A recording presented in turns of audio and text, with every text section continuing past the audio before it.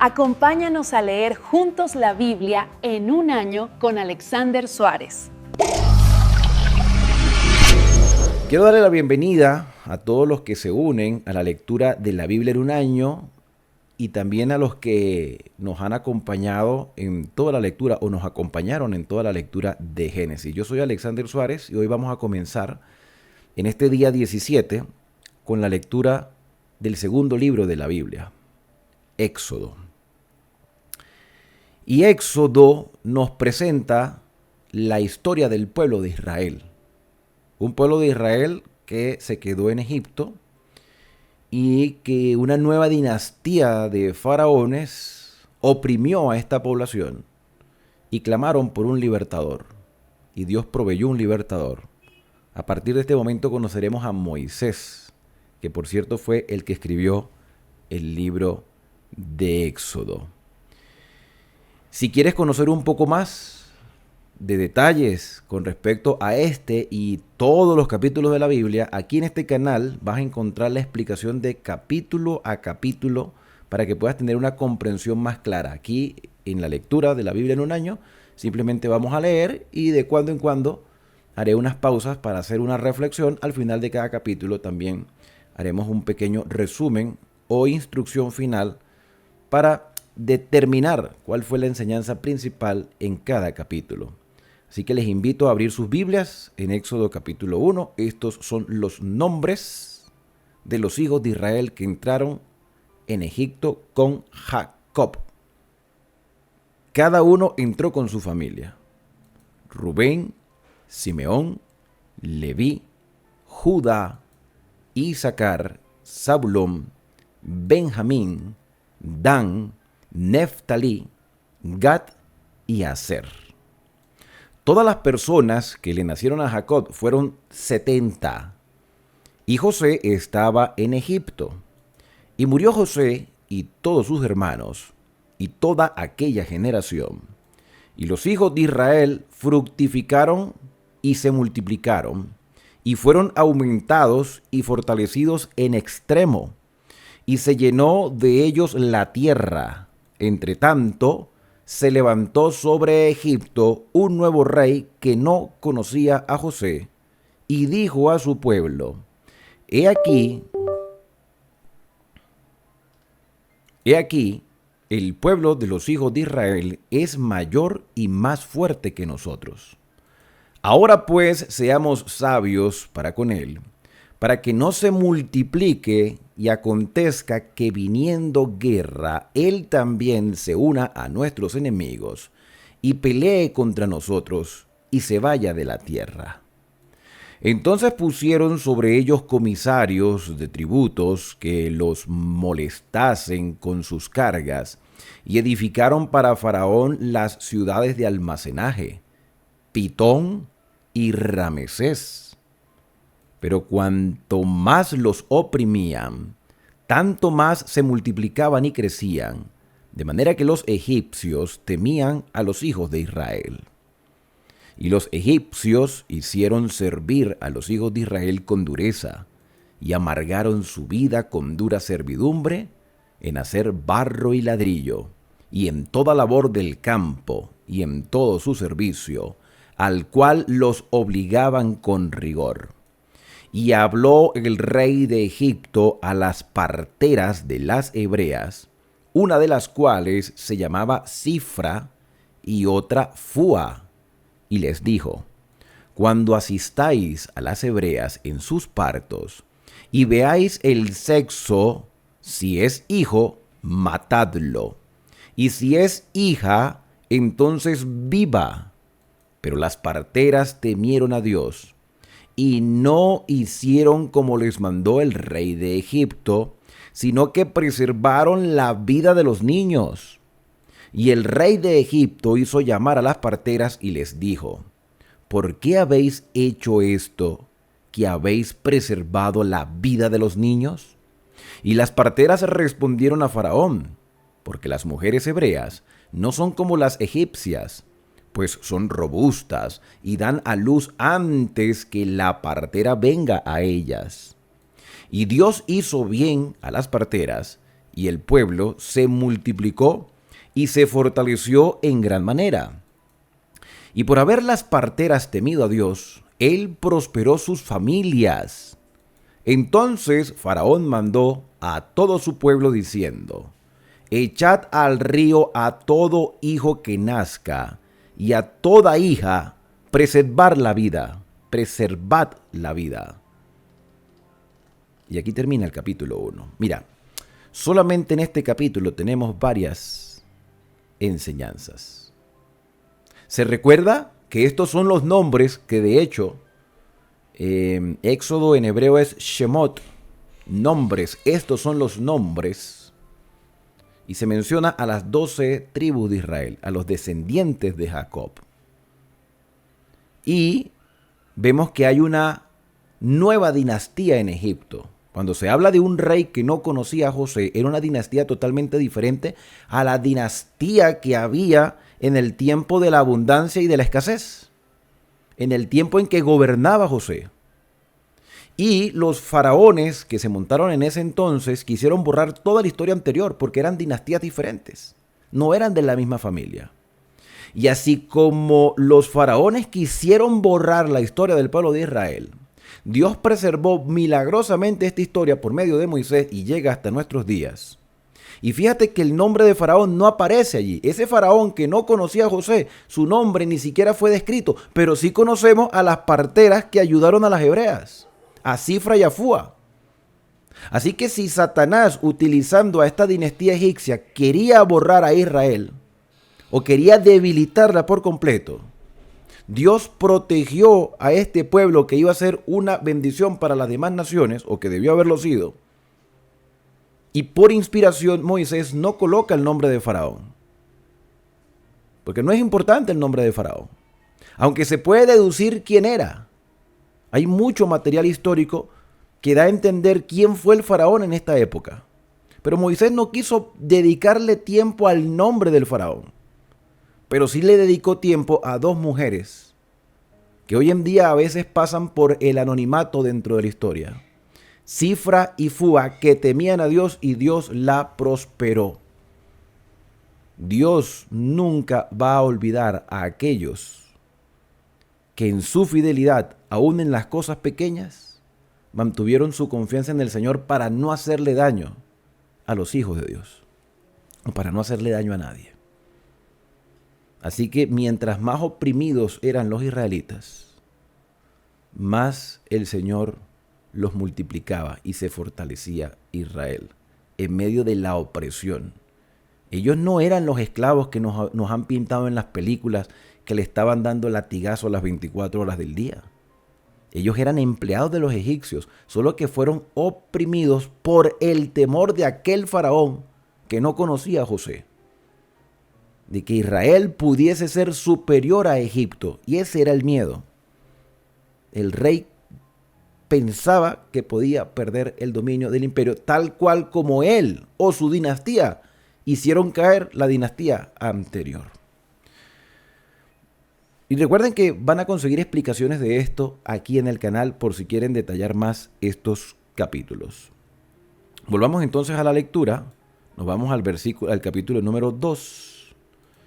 Y dice el versículo número 1: un varón de la familia de Leví fue y tomó por mujer a una hija de Leví, que sería lo correcto, la que concibió y dio a luz un hijo, y viéndole que era hermoso, aunque para los padres todos los hijos son hermosos, le tuvo escondido 3 meses, pero no pudiendo ocultarle más tiempo, tomó una arquilla de juncos y la calafateó con asfalto y brea, y colocó en ella al niño y lo puso en un carrizal a la orilla del río. Y una hermana suya se puso a lo lejos para ver lo que acontecía. Y la hija de Faraón descendió a lavarse al río, y paseándose sus doncellas por la ribera del río, vio ella la arquilla en el carrizal y envió una criada suya a que la tomase. Y cuando la abrió, vio al niño, y aquí que el niño lloraba, y teniendo compasión de él, dijo: de los niños de los hebreos es este. Entonces su hermana dijo a la hija de Faraón: ¿iré a llamarte una nodriza de las hebreas para que te críe este niño? Y la hija de Faraón respondió: ve. Entonces fue la doncella y llamó a la madre del niño, a la cual dijo la hija de Faraón: lleva a este niño y críamelo, y yo te lo pagaré. Y la mujer tomó al niño y lo crió. Y cuando el niño creció, ella lo trajo a la hija de Faraón, la cual lo prohijó y le puso por nombre Moisés, diciendo: porque de las aguas lo saqué. En aquellos días sucedió que, crecido ya Moisés, salió a sus hermanos y los vio en sus duras tareas. Y observó a un egipcio que golpeaba a uno de los hebreos, sus hermanos.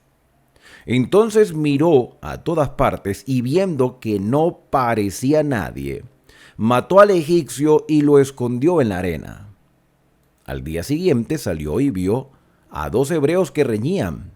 Entonces dijo al que maltrataba al otro: ¿por qué golpeas a tu prójimo? Y él respondió: ¿quién te ha puesto a ti por príncipe y juez sobre nosotros? ¿Piensas matarme como mataste al egipcio? Entonces Moisés tuvo miedo y dijo: ciertamente, esto ha sido descubierto. Oyendo Faraón acerca de este hecho, procuró matar a Moisés. Pero Moisés huyó de delante de Faraón y habitó en la tierra de Madián. Y estando sentado junto al pozo, 7 hijas que tenía el sacerdote de Madián vinieron a sacar agua para llenar las pilas y dar de beber a las ovejas de su padre. Mas los pastores vinieron y las echaron de allí. Entonces Moisés se levantó y las defendió y dio de beber a sus ovejas. Y volviendo ellas a Reuel su padre, que es el mismo Jetro, Reuel, para quienes han seguido la lectura de Génesis, recordarán que yo mencioné a un Reuel de la familia de Esaú. No necesariamente era el mismo, pero mira, su nombre es igual. Y volviendo ellas a Reuel su padre, él les dijo: ¿por qué habéis venido hoy tan pronto? Ellas respondieron: un varón egipcio nos defendió de mano de los pastores y también nos sacó el agua y dio de beber a las ovejas. Y dijo a sus hijas: ¿dónde está? ¿Por qué habéis dejado a ese hombre? Llamadle para que coma. Y Moisés convino en morar con aquel varón. Y él dio su hija Séfora por mujer a Moisés. Y ella le dio a luz un hijo, y él le puso por nombre Gersón, porque dijo: forastero soy en tierra ajena. Aconteció que después de muchos días murió el rey de Egipto, y los hijos de Israel gemían a causa de la servidumbre, y clamaron, y subió a Dios el clamor de ellos, con motivo de su servidumbre. Y oyó Dios el gemido de ellos, y se acordó de su pacto con Abraham, Isaac y Jacob. Y miró Dios a los hijos de Israel, y los reconoció Dios. Mira, cuando uno registra un poco la historia, porque la Biblia, y quiero compartir con ustedes esto, la Biblia no es un libro de historia. Tiene historicidad, pero no es un libro de historia. Por eso es que no presenta, en algunas ocasiones, no presenta datos ampliados de la historia, sino eventos puntuales que tienen o que están relacionados con el plan de salvación de Dios. Aquí tampoco se menciona quién era esta hija de Faraón, no se menciona el nombre, pero los datos históricos hacen entender que era Hatshepsut. Hatshepsut incluso llegó a ser la encargada del gobierno de Egipto cuando su padre murió. Moisés tenía 40 años cuando salió de Egipto y 40 años duró en el desierto de Madián. Y en el desierto de Madián, Reuel, que es el mismo Jetro, su suegro, era un sacerdote madianita, que con los errores que tuviese, era un sacerdote que respetaba a Dios y que junto con Moisés formaron un equipo espiritual muy interesante. Jetro o Reuel se la llevaba muy bien con Moisés. Y a este hombre lo vamos a ver más adelante cuando Moisés, con la ayuda del Señor, saque al pueblo de Israel de Egipto. Los israelitas claman porque el que se montó en el gobierno después de la muerte de aquel que no conocía a José, y quizás un par de faraones más, quizá, junto con Hasechut, cuando mueren todas aquellas personas, la opresión del siguiente rey era más grande.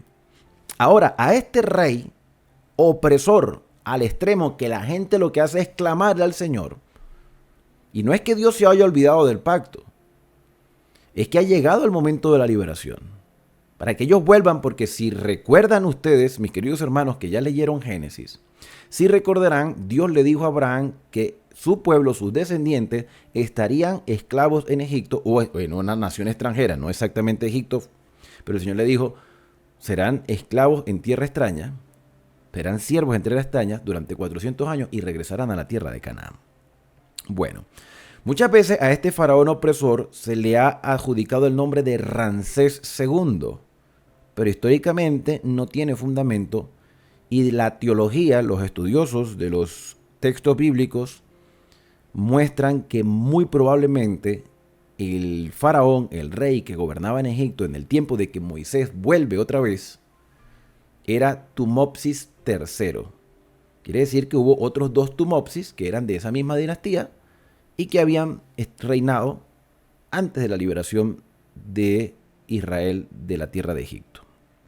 Es importante tomar en cuenta estos datos. Vamos ahora al capítulo número 3. Capítulo número 3 de Éxodo. Versículo número 1.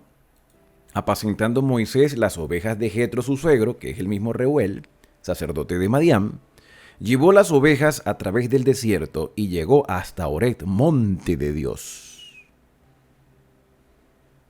Y se le apareció el ángel de Jehová en una llama de fuego en medio de una zarza, Y él miró y vio que la zarza ardía en fuego y la zarza no se consumía.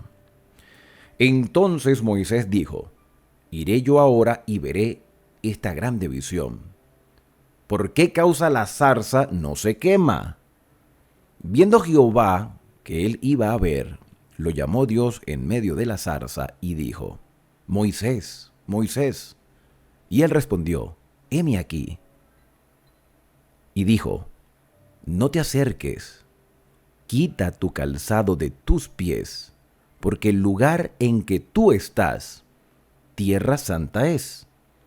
Y dijo, yo soy el Dios de tu padre, Dios de Abraham, Dios de Isaac y Dios de Jacob. Entonces Moisés cubrió su rostro porque tuvo miedo de mirar a Dios. Dijo luego Jehová, yo he visto la aflicción de mi pueblo que está en Egipto, y he oído su clamor a causa de sus exactores, ¿qué se pronuncia eso? Exactores.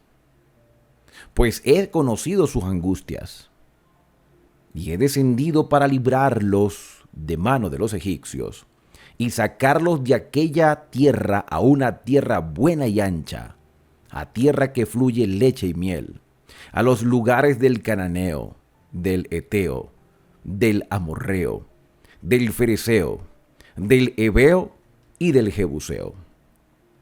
Y el clamor pues de los hijos de Israel ha venido delante de mí, y también he visto la opresión con que los egipcios los oprimen. Ven por tanto ahora, y te enviaré a Faraón, para que saques de Egipto a mi pueblo, los hijos de Israel. Entonces Moisés respondió a Dios, ¿quién soy yo para que vaya a Faraón y saque de Egipto a los hijos de Israel? Y él respondió, ve, porque yo estaré contigo, y esto te será por señal de que yo te he enviado. Cuando hayas sacado de Egipto al pueblo, serviréis a Dios sobre este monte. Dijo Moisés a Dios, y aquí que llego yo a los hijos de Israel y les digo, el Dios de vuestros padres me ha enviado a vosotros. Si ellos me preguntaren, ¿cuál es su nombre?, ¿qué les responderé? Y respondió Dios a Moisés, yo soy el que soy. O sea, no hay más dioses, el único, yo soy el que soy. Y dijo, así dirás a los hijos de Israel, yo soy me envió a vosotros. Además dijo Dios a Moisés, así dirás a los hijos de Israel, Jehová el Dios de vuestros padres, el Dios de Abraham, Dios de Isaac y Dios de Jacob, me ha enviado a vosotros.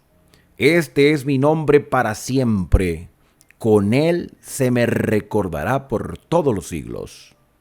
Ve y reúne a los ancianos de Israel y diles, Jehová el Dios de nuestros padres, el Dios de Abraham, de Isaac y de Jacob, me apareció diciendo, en verdad os he visitado y he visto lo que os hace en Egipto, lo que se os hace en Egipto.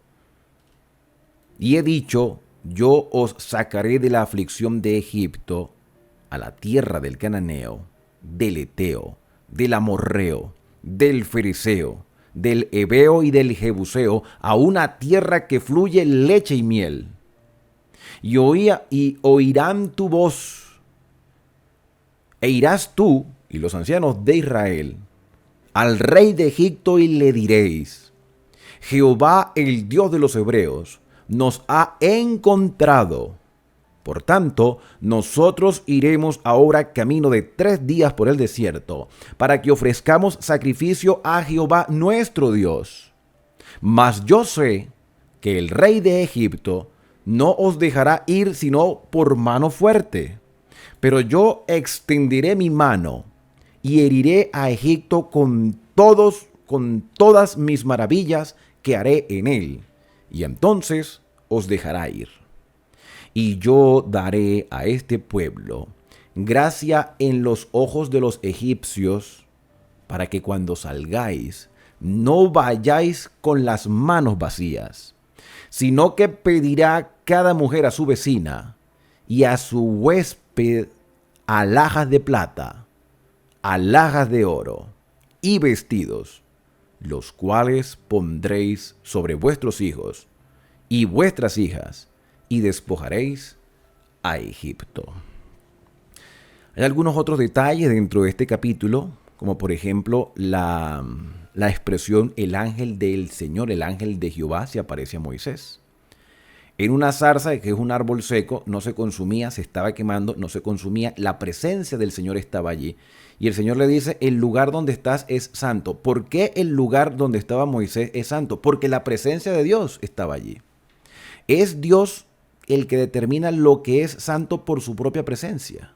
Es la presencia del Señor lo que hace santo un lugar. Es la presencia del Señor lo que hace santo una circunstancia. Y por la presencia del Señor se han santificado personas y también se ha santificado el tiempo, aunque a algunos no les guste. Es Dios el que determina lo que es santo y lo que no es. De por sí la tierra era un pedazo y una extensión de tierra normal, pero era la presencia de Dios lo que hacía la diferencia. Con respecto al nombre del Señor, en hebreo, cuando se habla de Dios es Elohim, Elohim, el Señor. Pero donde nosotros leemos la palabra Jehová, sí, que es una transliteración, aparecen 4 consonantes en hebreo, que transliterado al castellano son YHWH. Eso no tiene pronunciación porque los hebreos no tienen vocales, las vocales se añadieron después.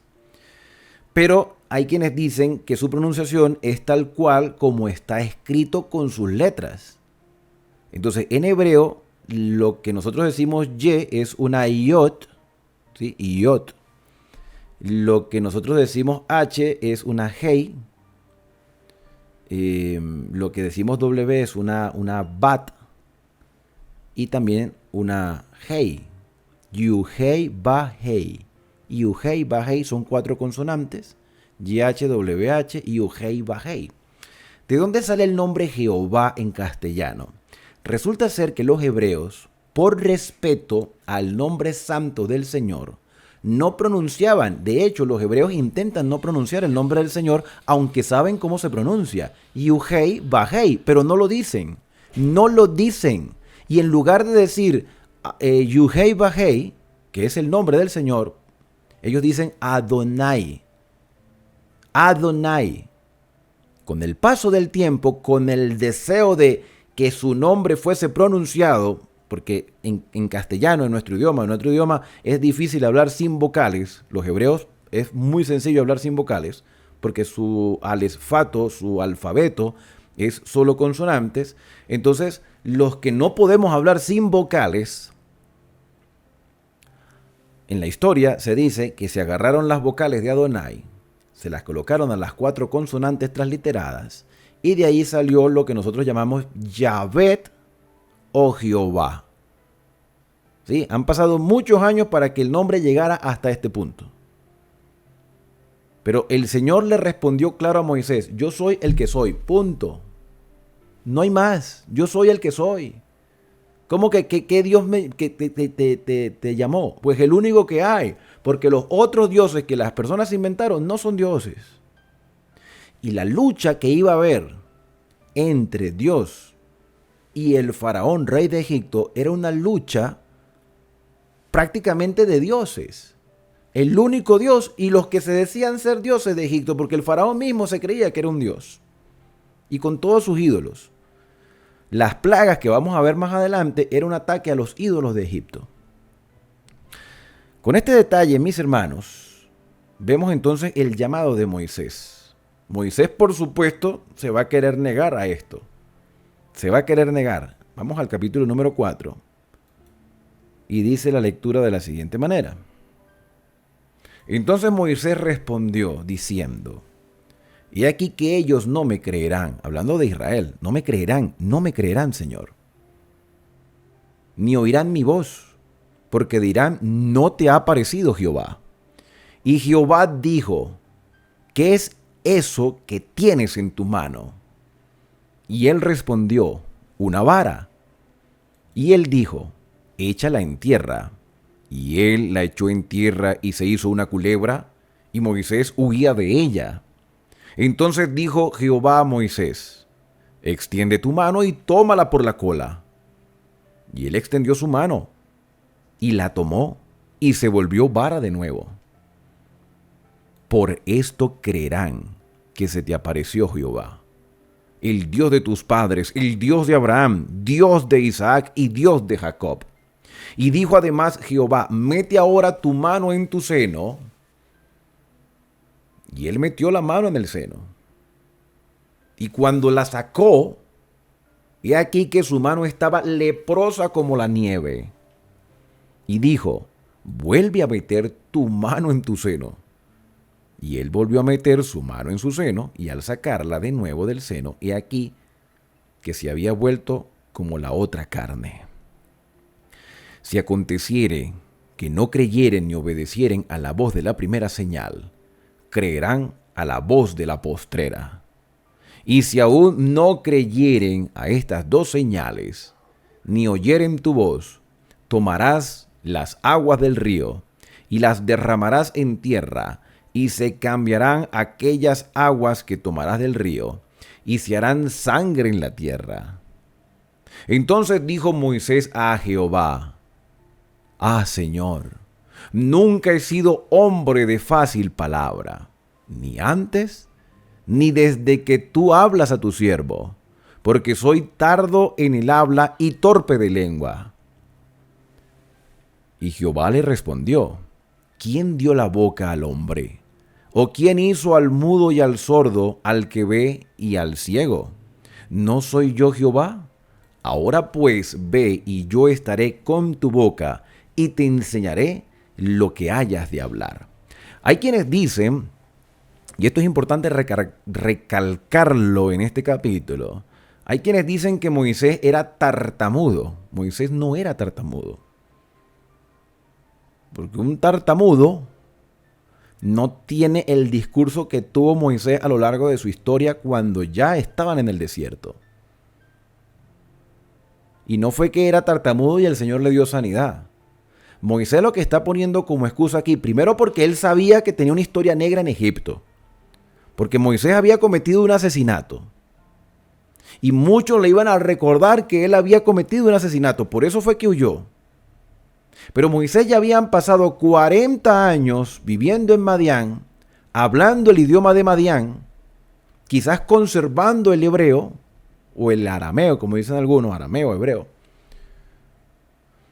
Pero Moisés había perdido la fluidez, aunque eso nunca se pierde, la fluidez del idioma egipcio.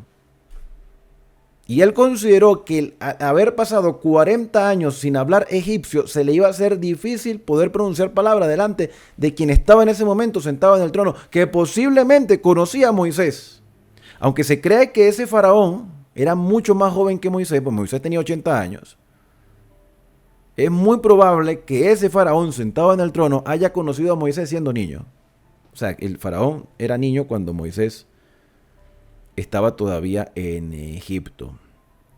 Y esa es una de las razones por el cual se cree que este faraón no mandó a matar a Moisés por respeto a la memoria de Moisés y de la madre que lo crió o de la madre egipcia que tuvo cuando estaba allí en este territorio. Entonces no era que Moisés era tartamudo, era que ya había perdido la fluidez del idioma egipcio. Y él pone eso como excusa. Y el Señor le da una solución al problema. Yo le he dado boca al hombre. Ve y yo estaré con tu boca y te enseñaré lo que has de hablar. Y él dijo, Señor, envía, te ruego, por medio del que debes enviar. No me envíes a mí, envía a otro. Entonces Jehová se enojó contra Moisés y dijo, ¿no conozco yo a tu hermano Aarón, levita, y que él habla bien? Y aquí que él saldrá a recibirte y a él verte se alegrará en su corazón. Habla bien porque manejaba perfectamente el idioma egipcio y el hebreo. Tú hablarás a él y pondrás en tu boca las palabras, y yo estaré con tu boca y con la suya, y os enseñaré lo que hayáis de hacer. Lo que hayáis de hacer. Y él hablará por ti al pueblo, él te será a ti en lugar de boca, y tú serás para él en lugar de Dios. Y tomarás en tu mano esta vara con la cual harás señales. Así se fue Moisés, y volviendo a su suegro Jetro, le dijo, iré ahora y volveré a mis hermanos que están en Egipto, para ver si aún viven. Y Jetro dijo a Moisés, ve en paz. Dijo también Jehová a Moisés en Madián, ve y vuélvete a Egipto, porque han muerto todos los que procuraban tu muerte.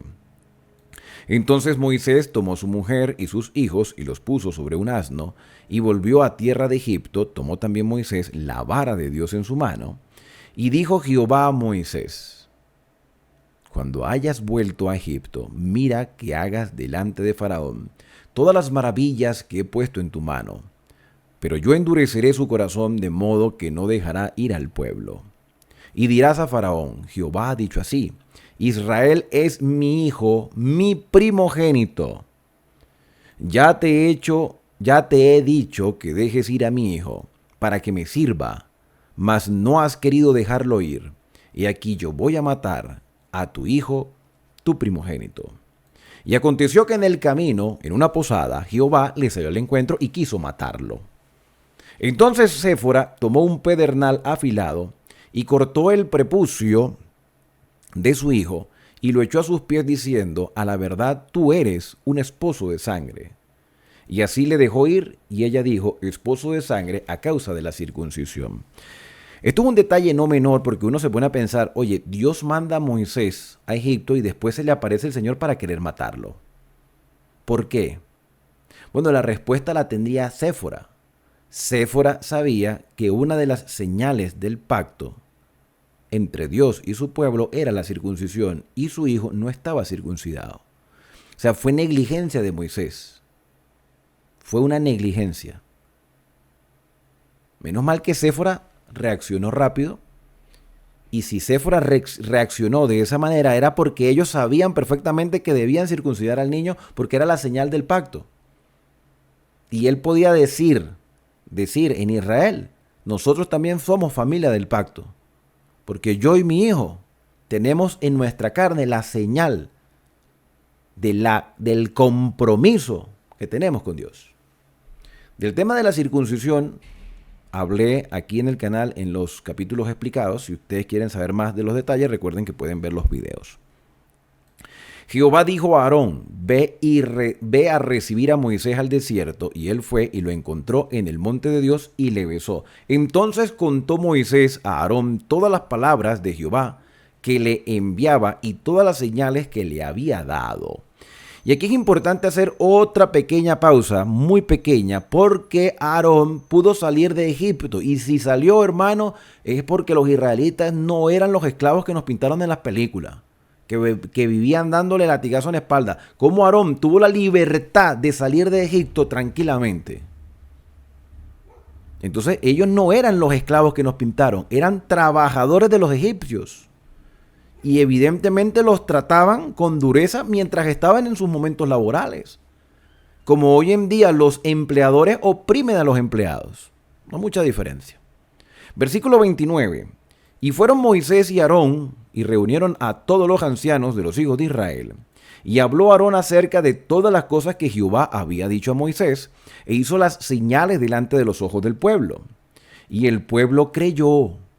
Y oyendo que Jehová había visitado a los hijos de Israel y que había visto su aflicción, se inclinaron y adoraron. El pueblo creyó. ¿Por qué? Porque el pueblo había clamado, porque al pueblo había solicitado libertad.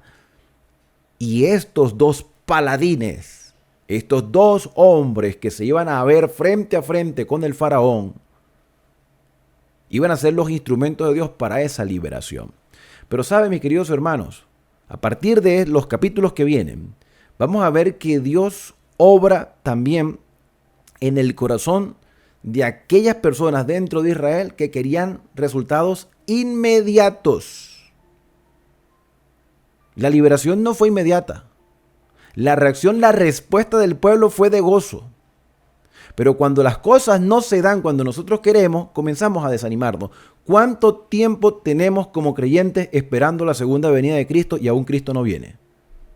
Cuando la recibimos la primera vez, cuando recibimos el llamado a formar parte del pueblo de Dios, cuando se nos invitó a bautizarnos, cuando se nos invitó a formar parte de la familia de la fe, se nos dijo que ya la venida de Cristo está más cerca de lo que nosotros nos imaginamos.